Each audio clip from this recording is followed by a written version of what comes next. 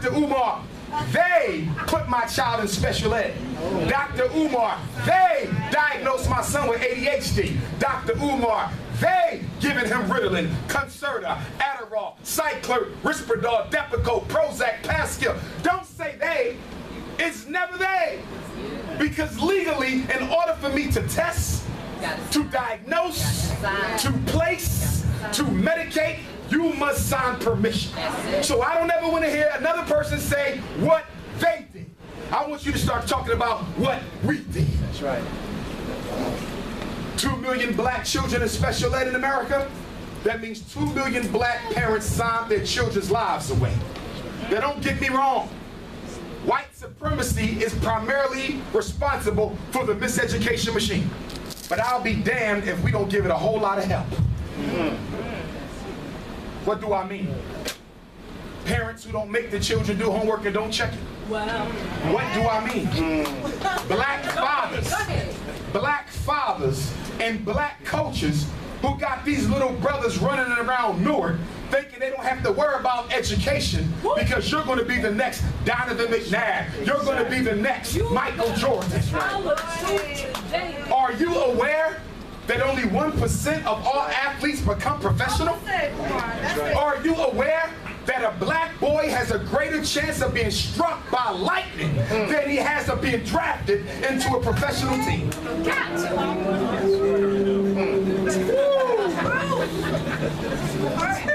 I didn't say kill his dream. He might just be one.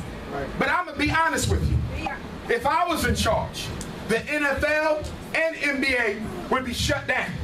Because the only people I see benefiting from black men going to the NFL and the NBA is ugly ass white women. That's the only person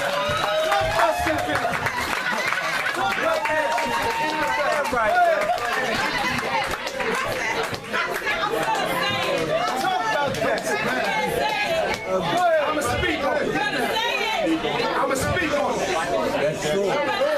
Because even up here in Newark, I see brothers walking around with other women, other than the African woman. Even in the conscious community, I see fake-ass revolutionaries coming up with excuses for why they can deal with non-African women. That's right. Well, she's Chinese, and she's Cablinasian, and she's this, and she's that, and she's the indigenous woman of the earth. You full of shit, nigga. You don't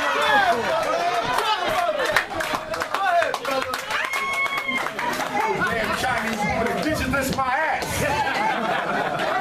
You just don't like African women. And you're looking for an excuse to justify why you don't want a sister. That's right. Running around with the white woman. Talking about you can't help who you fall in love with. You can sure help it in the 16th century. You can sure help it in the 17th. You can help it in the 18th. You can even help it in the 19th. It's disrespectful.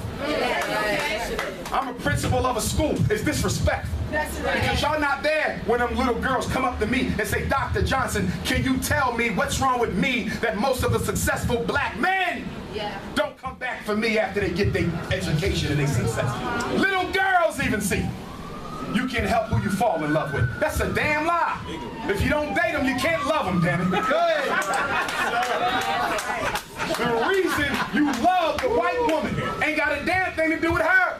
It's about her symbolic representation of white power. In other words, you date the white woman because you wish your ass was a white man.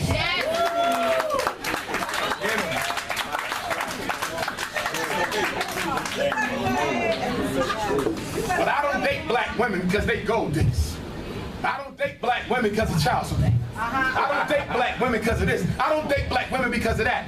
I know our sisters are not perfect, but neither are you. And if they can put up with you, you should be able to put up with him. I know she can get mad. I know she'll put your business in the street. I know she'll sell your social at tax time. But at the end of the day, she got your back. Ain't no white woman gonna fight for your ass. I don't understand you. Not only are you dating non-African women, you don't even date the cute ones. You get the ugliest ass white woman you can find.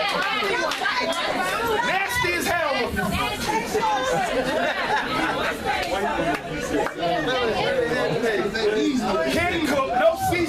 Puerto Rican, no jerk flavor, none of that shit.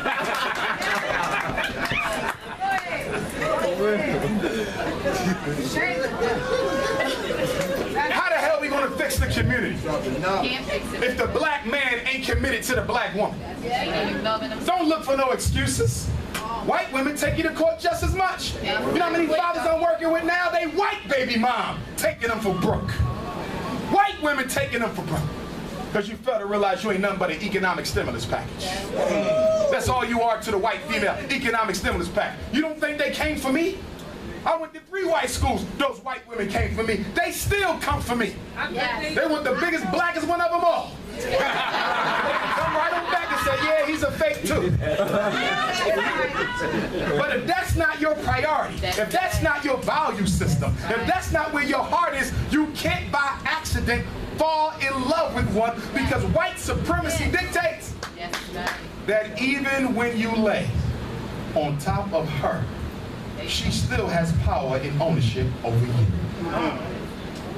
That white woman can make one phone call and change the rest of your life. Why in the hell would you put your life in that type of a situation? And what bothers me the most about these interracial unions is the product. Our biracial brothers and sisters who are raised up being half white and half black. How could you be so selfish to put a child through that kind of nonsense? I'm half devil and half God. I'm half slave and half master. I'm half oppressor and half oppressed. I am the rape and the rapist at the same time.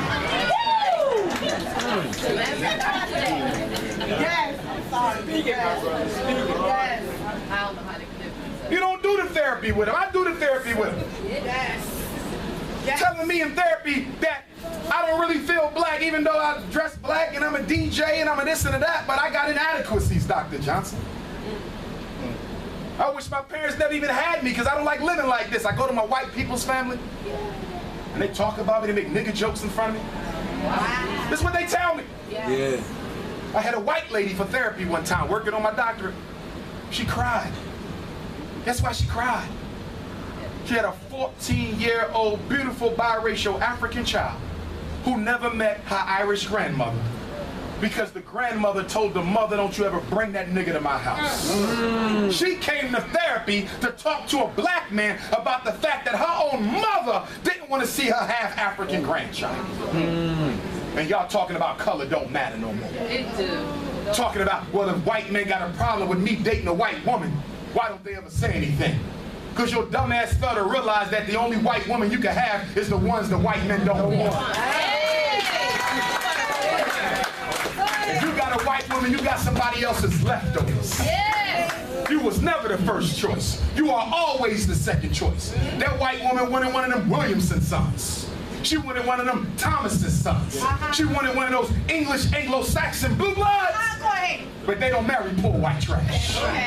So when she couldn't get one of them blue bloods, she come to Newark and go get a nigga with a PhD. Telling you what I know. You always are the second choice. You ain't never number one to her. And what makes it so trifling, you think because she so-called love you, she love all black people. That same white woman you sleeping with at night will be giving her employees hell on the job, treating black kids like dirt on the job. Why don't we get this white supremacy business? We done suffered from it more than anybody else and still confused about it. Have you noticed that we the only people who believe in integration? Don't nobody come to America to integrate. They come to America to get great by themselves. The Chinaman is only about the Chinaman. The East Indian only about the East Indian. The Arab is only about the Arab. The Jew only about the Jew. The Italian only about the Italian. But the black man is for everybody. The NAACP for everybody. The Urban League for everybody. The National Black Caucus for everybody. I even heard some of the black fraternities and sororities now for everybody. Are you aware that we ain't got a single damn group outside the revolutionary community that is only unapologetically for their own community?